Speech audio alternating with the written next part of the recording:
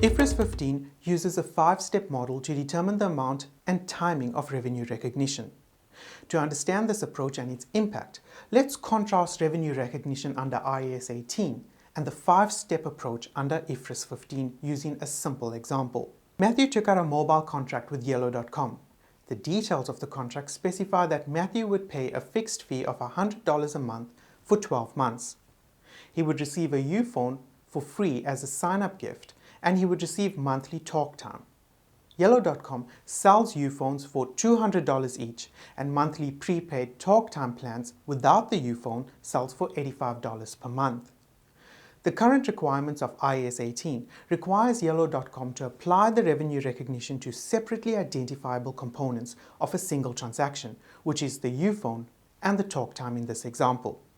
However, there is no guidance in IAS 18 on how to identify the different components and how to allocate the selling prices to each component.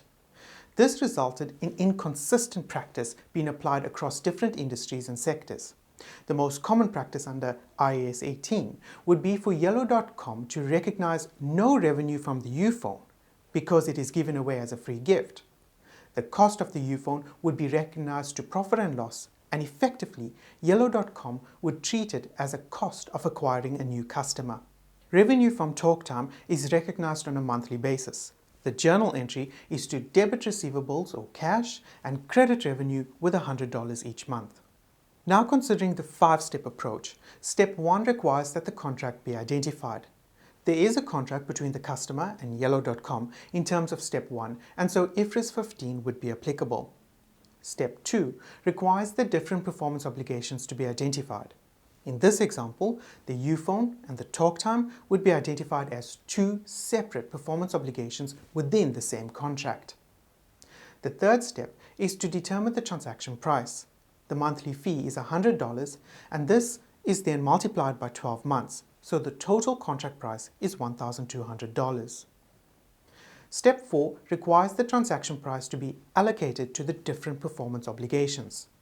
Unlike IAS 18, IFRS 15 requires the allocation to be done on a basis of the standalone selling prices of each performance obligation.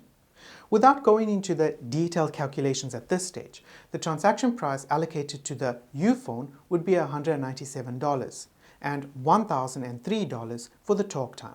Step 5 requires the revenue to be recognized when or as the performance obligation is satisfied.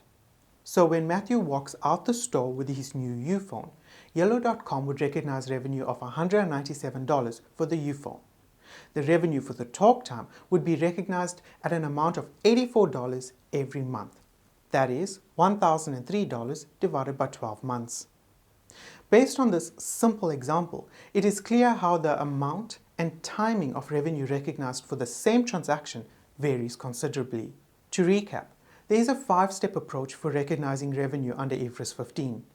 This model addresses inconsistent practices for economically similar transactions by providing a robust and comprehensive framework for accounting for contracts with customers.